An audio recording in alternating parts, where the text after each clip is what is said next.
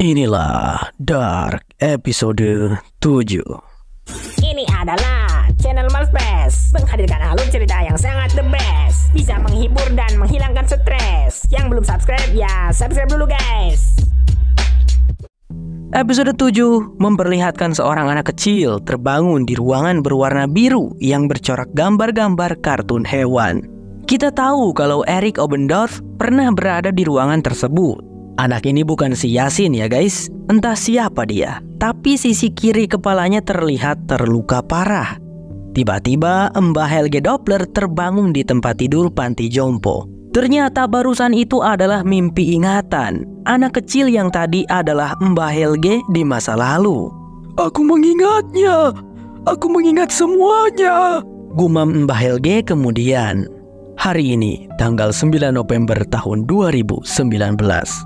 Pak Ulrik Nielsen, kemarin dia menyadari kalau jasad anak laki-laki misterius adalah Mads Nielsen adiknya. Tapi dia belum bisa 100% yakin. Lantas Ulrich menemui Bu Eda Heyman, sang ahli patologi, untuk menanyakan, apakah ada kemungkinan kalau jasad anak laki-laki misterius yang mereka temukan itu telah meninggoy 33 tahun yang lalu dan diawetkan. Bu Eda tertawa pelan dan berkata itu tidak mungkin. Saat kalian menemukan jasad anak laki-laki itu, dia baru meninggal selama 10 jam, Pak Ulrich. Dan aku tahu betul bagaimana perbedaan dari daging yang diawetkan dan daging yang masih segar, ucap Bu Eda. Aneh banget gak sih, pikir Pak Ulrich. Dia masih belum bisa mencerna apa yang terjadi. Kalau jasad anak laki-laki misterius itu adalah Mads, kenapa Bu Eda bilang mayatnya masih segar saat ditemukan? Di saat yang sama, Bu Charlotte Doppler di ruangannya diberikan kabar baik oleh Torben Waller. Mereka akhirnya mendapatkan surat izin penggeledahan PLTN Winden dari pengadilan. Haruskah kita menelepon Ulrich untuk memberitahunya? Tanya Pak Torben. Bu Charlotte tidak menjawab dan hanya melenggang pergi.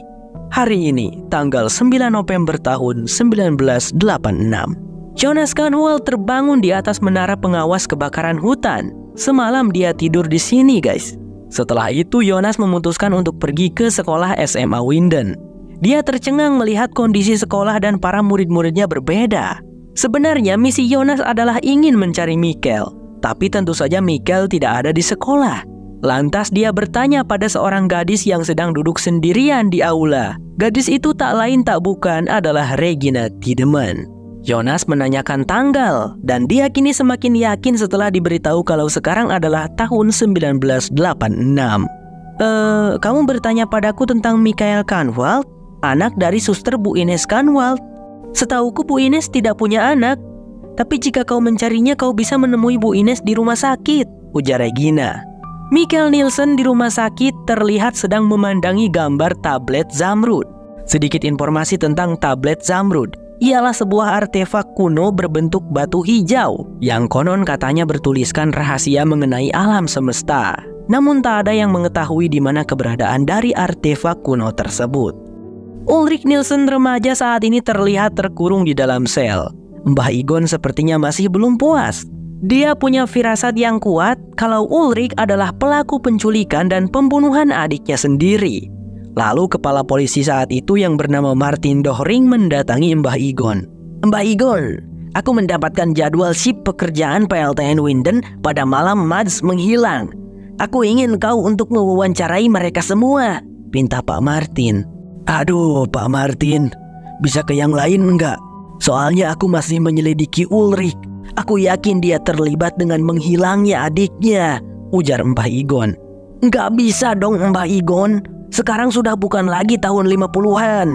Investigasi haruslah berdasarkan bukti, bukan firasat.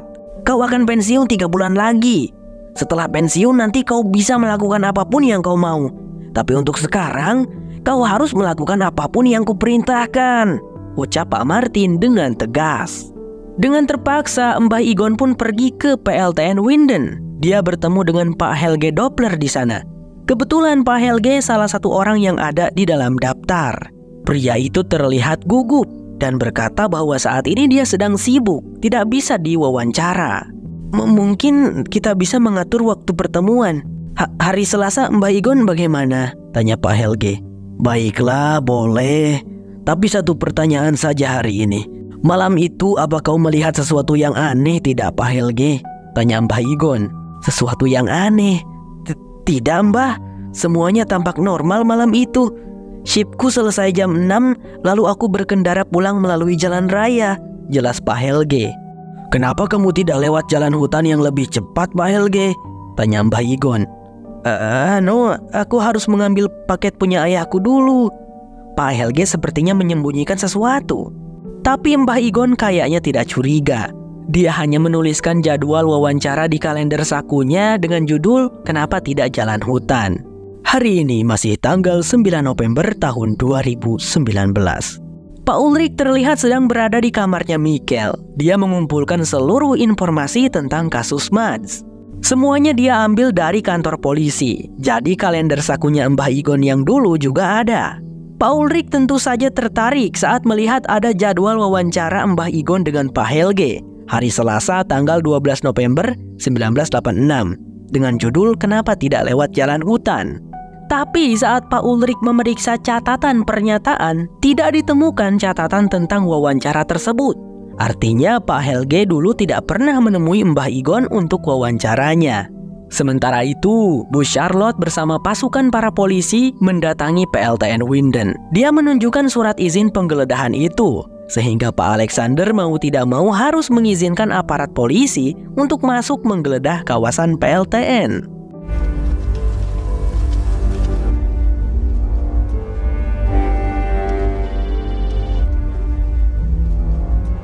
Bu Charlotte berada di belakang. Sebagai kepala polisi, dia hanya bertugas untuk mengawasi. Lalu Pak Ulrich meneleponnya, memberitahukan tentang Mbah Igon dulu yang seharusnya mewawancarai Pak Helge tentang kasus Mads, tetapi tidak pernah terjadi. Pak Ulrich, apa kau mencurigai mertuaku itu menculik Mads 33 tahun yang lalu, dan sekarang dia melakukan penculikan lagi pada 3 orang anak? Aku rasa itu tidak mungkin. Dia sekarang berada di panti jompo, sudah sangat tua dan menderita demensia, jelas Bu Charlotte. Meski begitu, Pak Ulrich masih mencurigai Pak Helge dan akan menyelidikinya lebih lanjut. Saat Pak Ulrich menutup telepon, Bu Charlotte melihat kalau ada jejak ban mobil truk yang mengarah ke hutan. Lantas dia mengikuti jejak ban tersebut. Tentu saja kita tahu kalau sebelumnya Pak Alexander mengangkut puluhan tong berwarna kuning dari dalam gua. Itu adalah jejak ban mobil truk yang mengangkutnya. Bu Charlotte yang mengikuti jejak tersebut pun akhirnya menemukan lubang gua yang tersembunyi. Dia tanpa ragu menuruninya dan menyusuri terowongan di bawah dengan hanya berbekal sebuah senter. Benar saja guys, puluhan tong berwarna kuning itu sudah tidak ada lagi di sana. Sudah diangkut semuanya sama Pak Alexander. Bu Charlotte tidak tahu menahu soal tong kuning. Jadi ia kebingungan saat menemukan bekas cat berwarna kuning yang menempel pada bebatuan gua. Di sana juga terdapat sebuah pintu yang kala itu ditemukan oleh Pak Ulrich dari arah sebelah. Pintu itu rupanya tersegel karena dilas dari dalam. Pantas saja Pak Ulrich kesulitan membukanya. Di saat yang sama, Pak Ulrich diam-diam pergi ke panti jompo dan mengunjungi ruangannya Mbah Helge. Awalnya Pak Ulrich hanya ingin mengajukan beberapa pertanyaan. Tapi Mbah Helge malah terlihat panik saat melihat Pak Ulrich. Perawat pun datang ke sana. Mbah Helge berteriak, Dia orangnya! Aku mengenalmu!" Apa maksud Mbah Helge? Pak Ulrich terus berusaha bertanya, apa maksud Mbah Helge dulu tidak lewat jalan hutan?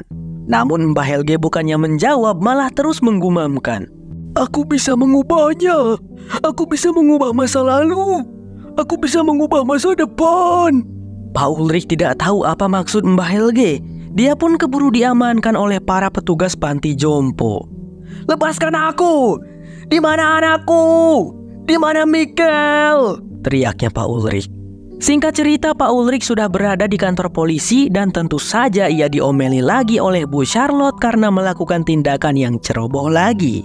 "Bagaimana bisa kau mencurigai seorang pria tua bangka yang sakit demensia, Pak Ulrich?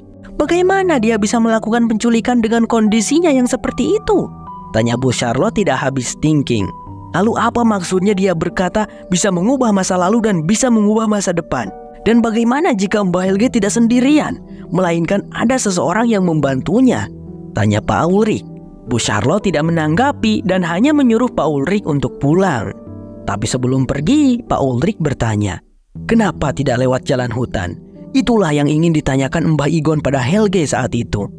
Menurutmu apa maksudnya itu, Bu Charlotte? Bu Charlotte pun terdiam merenung. Dengan pikiran yang kalut, Pak Ulrik pulang ke rumah, menemui istrinya, ingin curhat dan mendapatkan ketenangan. Tapi Pak Ulrik justru dibuat kaget karena istrinya sekarang sudah tahu tentang perselingkuhannya dengan Bu Hana. Katarina tidak akan meminta cerai, tapi sekarang Katarina tidak mau berbicara lagi dengan Pak Ulrik dan tidak mau mendengar penjelasan apapun dari Pak Ulrik. Karena hal itu, Pak Ulrik akhirnya mengunjungi ibunya. Untuk sekarang hanya kepada ibunya lah Pak Ulrik bisa bersandar dan mendapatkan ketenangan. Mak Yana memberikan nasihat agar Pak Ulrik jangan menyerah. Dia harus percaya bahwa selalu ada secercah cahaya di dalam kegelapan. Lalu karena kebetulan Pak Ulrik datang berkunjung, Mak Yana ingin menceritakan sesuatu tentang kejadian tadi pagi. Ibu tidak pernah menceritakan ini kepada polisi dulu, karena dulu bahkan ibu tidak ingat. Kau tahu Ulrik, seminggu sebelum adikmu menghilang, ibu melihat di seberang jalan rumah kita ada seorang pria yang berdebat dengan seorang pendeta. Lalu tadi pagi ibu kembali melihat pria itu, ujar Mak Yana. Maksud ibu melihat si pendetanya? Pak Ulrik bertanya. Bukan, tapi pria yang berdebat dengan si pendeta. Ibu ingat pria itu karena ada bekas luka yang kentara di bagian kiri kepalanya. Dan anehnya tadi saat aku melihatnya, pria itu wajahnya masih sama seperti 33 tahun yang lalu. Tidak menua sedikit pun. Ibu tidak mengerti, jelas Mak Yana. Ciri-cirinya itu sama dengan Helge Doppler kan guys? Dan karena Mak Yana bilang pria itu tidak menua, berarti yang dilihat Mak Yana bukanlah Mbah Helge, melainkan Pak Helge yang berasal dari masa tahun 1986. Pak Helge sepertinya melakukan perjalanan waktu ke masa ini tadi pagi. Dan Pak Helge pun diperlihatkan dia sedang berjalan menuju bunker miliknya yang ditutupi dengan semak dan ranting. Pria itu melihat dulu ke sekeliling sebelum turun ke bawah. Pertanyaannya, momen ini ada di tahun berapa? Tahun 2019 atau tahun 1986? Scene beralih pada tanggal 9 November tahun 1986. Jonas hujan-hujanan menuju ke rumah sakit Winden. Untungnya Mbah Igon muncul menawarkan tumpangan kepada Jonas. Ini momennya pas Mbah Igon baru selesai menemui Pak Helge di PLTN Winden ya. Kepada Mbah Igon, Jonas mengaku kalau tangannya sakit, makanya mau ke rumah sakit. Kenapa tidak diantar oleh orang tuamu? Tanya Mbah Igon. Ibuku sedang bekerja dan ayahku sudah meninggal, jawab Jonas. Mbah Igon tampak prihatin. Dia kemudian belok ke kanan mengambil rute jalan hutan karena akan lebih cepat kalau lewat sana. Jalan itulah yang dimaksud Mbah Igon. Singkatnya, sampailah mereka di rumah sakit Winden. Hujan sudah reda. Saat Jonas turun, Mbah Igon memberikan pesan. Nak, nanti pulang kau harus menelepon ibumu. Tidak aman berjalan sendirian melewati hutan. Siap Mbah, jawabnya Jonas. Setelah cukup lama mencari, akhirnya Jonas pun menemukan keberadaan Bu Ines dan Mikkel di belakang gedung rumah sakit. Jonas memandangi mereka dari kejauhan. Tiba-tiba Mang Ojans datang sembari memberikan nasihat. Betapa sedikitnya yang kita ketahui tentang dunia ini, bukan? Ujarnya. Jonas merasa gila mencerna semua ini. Apakah semua yang dia lihat sekarang adalah ketidakwarasannya atau bagaimana? Lalu Mang Ojans meyakinkan bahwa Jonas tidak gila. Semua yang dia lihat sekarang adalah nyata. Memang sulit untuk memahami hal-hal yang bertentangan dengan apa yang kita yakini selama ini. Contohnya, dulu saat orang-orang baru mengetahui bahwa bumi itu bulat. Jelas Mang Ojans. Jonas merenung sejenak lalu bertanya, jadi itu artinya Ulrik adalah kakekku dan Martha adalah tanteku? Mang Ojans mengiyakan. Hah, bullshit. Akan kubawa Mikkel sekarang dan mengembalikan semuanya, ucap Jonas. Tapi Mang Ojans langsung menghentikannya. Apa kau bodoh, Jonas? Jika kau membawa Mikkel kembali, dia tidak akan pernah menikah dengan ibumu dan kau tidak akan pernah ada di dunia ini. Kau akan menghapus keberadaanmu, kau paham? Tanya Mang Ojans dengan serius. Jonas langsung terdiam. Dia baru kepikiran. Iya juga ya, pikirnya. Saat Mang Ojans pergi, Yonas hanya bisa menangis sambil memandangi Mikkel dan Bu Ines dari kejauhan. Diperlihatkan Pak Helge yang telah selesai bekerja. Dia hendak pulang dan di dalam mobilnya Pak Helge memakan snack coklat Rider. Ternyata bukan hanya Mads yang menyukai coklat itu. Pak Helge juga sangat menyukainya. Di kantor polisi, Katarina remaja terlihat menemui Mbah Igon untuk memberikan pernyataan bahwa Ulrik tidak pernah memarkisa dirinya. Mereka melakukan adegan tidak halal itu secara sama-sama mau. Namun Mbah Igon masih tidak percaya. Dia menduga kalau Katarina mengatakan hal tersebut hanya karena takut kepada Ulrik. Dan melihat mata Katarina yang lebam, Mbah Igon mengira itu Ulrik yang memukulnya. Tidak, ini aku hanya terjatuh, ucap Katarina. Tapi Mbah Igon tidak mau menanggapi. Dia hanya bilang, sekarang kau aman. Scene kembali menyorot rumah sakit di mana diperlihatkan Yonas yang memandangi kedua orang tuanya bertemu dan sedang mengobrol di rumah sakit Winden. Kini Yonas tidak lagi meragukannya. Semua yang terjadi memang nyata seperti yang dikatakan oleh Mang Ojans. Hari ini masih tanggal 9 November tahun 2019. Bu Charlotte sepertinya dia kepikiran dengan perkataan Pak Ulrik tadi siang. Jadi dia memutuskan untuk pergi lagi mengunjungi kabin tua keluarga Doppler yang lokasinya berada di dekat jalan hutan. Jadi begini guys, sebenarnya alasan Pak Helge dulu berkata pada Mbah Igon dia pulang lewat jalan raya adalah agar dirinya tidak dicurigai. Sebenarnya Pak Helge justru sering lewat jalan hutan karena dia juga sering pergi ke kabin tua miliknya yang ada di dekat sana. Jadi jawaban untuk kenapa tidak lewat jalan hutan adalah karena Pak Helge tidak ingin dicurigai apa-apa.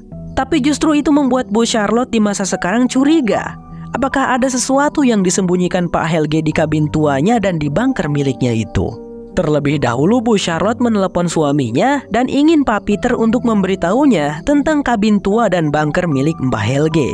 Kapan dibuatnya dan kenapa masih ada sampai sekarang?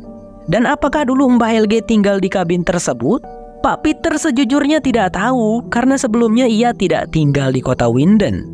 Pak Peter datang ke sini tahun 1987 setelah Mbah Helge mengalami kecelakaan yang sangat parah. Kecelakaan itu terjadi pada tanggal 12 November tahun 1986, 3 hari lagi pada 33 tahun yang lalu. Bu Charlotte segera turun ke bunker Mbah Helge dan mulai melakukan penyelidikan. Berbarengan dengan Yonas di tahun 1986 yang memutuskan kembali ke terowongan Sigmundus untuk kembali ke tahun 2019. Seperti biasa, lampu-lampu di seluruh kota Winden berkedap-kedip tidak jelas, termasuk di dalam bunker dan juga senternya Bu Charlotte. Ketika ada seseorang yang masuk ke terowongan Sigmundus, sepertinya itu mengakibatkan terpancarnya gelombang elektromagnetik yang mengganggu cahaya lampu dan senter, teman-teman. Dan setelah Yonas berhasil melewati terowongan Sigmundus, semua lampu kembali normal. Bu Charlotte meneruskan penyelidikan hingga ia menemukan sesuatu yang mencurigakan, yaitu sebuah robekan dari wallpaper berwarna biru bergambar kartun hewan yang kelihatannya sudah kotor dan usang. Satu misteri terungkap lagi. Jadi, ruangan berwarna biru itu tempat di mana Erik Obendorf dikurung, yaitu adalah bunker milik Mbah Helge ini. Kemungkinannya ada di tahun 1986, karena jelas di masa ini wallpaper berwarna biru itu sudah tidak ada. Sekarang masuk akal mengapa Pak Helge tidak mau aparat polisi curiga dengan jalan hutan, beserta kabin tua dan bunker miliknya. Karena di dalam bunker Pak Helge saat itu terdapat ruangan kurungan berwallpaper biru. Jelas ia tidak mau kalau polisi sampai menggeledah bunkernya. Jadi sepertinya benar dong kalau Pak Helge ini telah menculik Mads Nielsen, Erik Obendorf, dan Yasin. Dugaan Pak Ulrik benar. Mbah Helge yang sudah tua di masa sekarang ya tentu saja tidak bisa melakukan penculikan. Tapi Pak Helge yang masih muda di tahun 1986 tentu saja bisa melakukannya. Dia melakukan perjalanan waktu dan menculik para anak-anak. Buktinya tadi pagi Mak Yana di tahun 2019 sempat melihat keberadaannya. Kalian ingat momen saat Yasin pergi ke sekolah sendirian dan bertemu dengan seorang pria misterius yang mengaku dikirim oleh Noah? Itu adalah Pak Helge, teman-teman. Kalau Mikkel yang culik Pak Helge bukan bang? Nah, kalau Mikkel itu kayaknya bukan Pak Helge yang menculik, karena Mikkel keluar dari dalam gua sendirian. masih menjadi misteri siapa yang membawa Michael ke tahun 1986. Tapi kalau ruangan wallpaper biru itu ada di tahun 1986, bagaimana bisa Helge Doppler versi kecil ada di sana? Sepertinya nanti bakalan ada jawaban untuk itu, teman-teman. Kita tunggu saja. Jonas memutuskan untuk kembali ke rumah, dan ia membangunkan Bu Hana hanya untuk memeluk ibunya itu. Jonas berkata dia merindukan ayahnya. Begitu juga Hana yang juga merindukan Michael atau Michael versi dewasa. Setelah itu, terlihat Jonas membakar surat bunuh Dirman ayahnya sambil menangis. Pak Ulrik Nielsen, setelah dia mendengar cerita dari ibunya, kecurigaannya terhadap Mbah Helge semakin kuat. Dia pergi lagi diam-diam mengunjungi kamar Mbah Helge di panti jompo, tapi kakek-kakek itu tidak ada di kamarnya. Saat Pak Ulrik mencoba memeriksa kamarnya, dia menemukan buku berjudul Perjalanan Waktu karya H.G. Tannhaus di meja, bersebelahan dengan boneka yang terbuat dari biji pohon ek. Boneka yang sama dengan yang ditemukan oleh Yasin sebelum diculik. Dan di dalam buku tersebut, Pak Ulrik menemukan koin 1 pfennig yang diikat dengan tali. Koin yang sama dengan yang terkalung di lehernya jasad anak laki-laki misterius. Tak perlu kita panggil seperti itu lagi, jelas jasad anak laki-laki misterius itu adalah Mads. Pak Helge menculiknya, membunuhnya dengan alat yang ada di bunker wallpaper biru, lalu mengirimnya ke masa tahun 2019 agar tidak ada siapapun yang bisa menemukan Mads di tahun 1986. Satu misteri terjawab lagi. Kalian ingat dengan bungkus snack coklat Rider yang ditemukan oleh Mbak Yana dan juga Elizabeth di jalan? Itu adalah bekas bungkus snack yang ditinggalkan oleh Pak Helge. Dia akan melakukan perjalanan waktu tuh ke masa ini. Mungkin Pak Helge secara tidak sengaja menjatuhkannya. Lanjut, Pak Ulrik lalu melihat kalau jendela di kamar itu terbuka. Dia pun keluar dan melihat kalau Mbah Helge sedang menuju ke hutan. Diikutilah kakek itu oleh Pak Ulrik. Saat sudah berada di hutan, Pak Ulrik memberikan pesan suara telepon kepada Bu Charlotte. Bu Charlotte, aku sedang mengikuti Mbah Helge di hutan. Selama ini pertanyaannya bukanlah siapa yang menculik anak-anak, tapi kapan. Aku benar, Helge Doppler. Tapi bukan Helge masa sekarang, melainkan Helge dari tahun 1986. Segera telepon aku Bu Charlotte, ucap Pak Ulrik. Dia terus mengikuti Mbah Helge hingga sampai di Gua Winden. Kakek itu memasuki gua, dan di dalam Mbah Helge mengambil sebuah lentera yang disimpannya secara rahasia. Pak Ulrik terus mengikutinya secara diam-diam. Scene beralih ke tempat lain, entah di tahun 2019 atau di tahun 1986, kita belum tahu. Pak Helge menyeret mayat seorang anak dari dalam bunker, yang ternyata itu adalah mayat bocah bernama Yasin, dengan luka bakar parah di sekitar matanya. Pak Helge tampak sangat sedih dan tertekan. Lalu dengan mengenakan jubah hitamnya, Pak Helge menyeret mayatnya Yasin melewati hutan. Satu misteri terungkap lagi. Ternyata selama ini sosok misterius berjubah hitam yang selalu muncul dari dalam Gua Winden itu adalah Pak Helge. Kamera pun berpindah ke dalam bunker, menyorot seorang pria dengan tato tablet zamrud di punggungnya. Dia sedang membersihkan noda darahnya si Yasin di lantai bunker, dan ternyata dia adalah Noah. Setelah selesai, Pak Noah ini kemudian menuliskan tanggal di dinding, yaitu 9 November tahun 1953. Di atasnya tertera tanggal yang berbeda, 5 November tahun 1953. Boom! Perjalanan waktunya tidak hanya sebatas tahun 2019 dan tahun 1986 saja, tapi juga sampai ke tahun 1953. Perbedaannya selalu terpaut 33 tahun, teman-teman.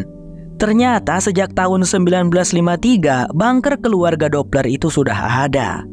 Kalian mungkin penasaran, mengapa Pak Noah menuliskan tanggal 5 November juga di dinding? Begini, biar saya jelaskan, guys. Kalian harus ingat bahwa series Dark ini setiap episodenya menunjukkan keseluruhan di setiap tanggal.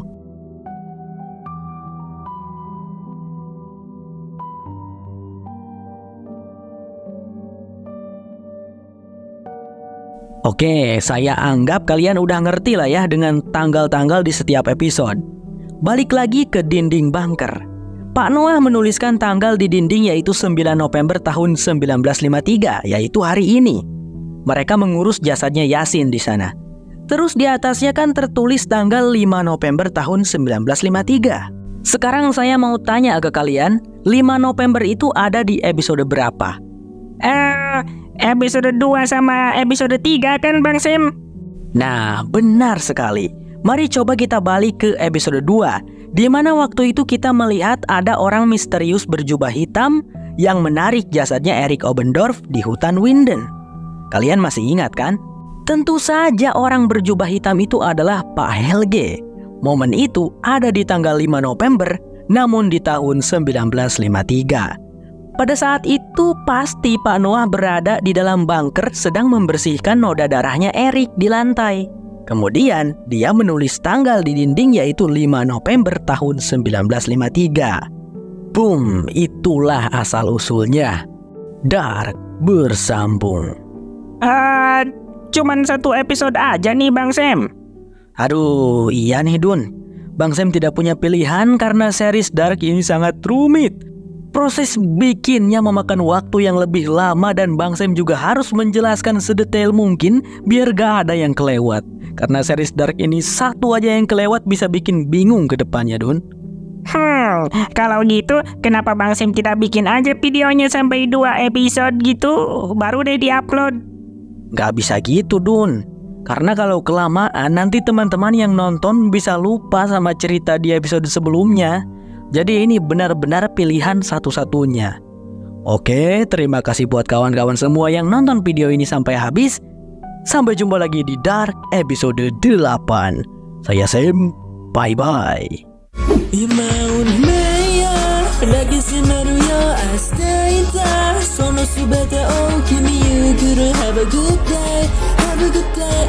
Have a good day.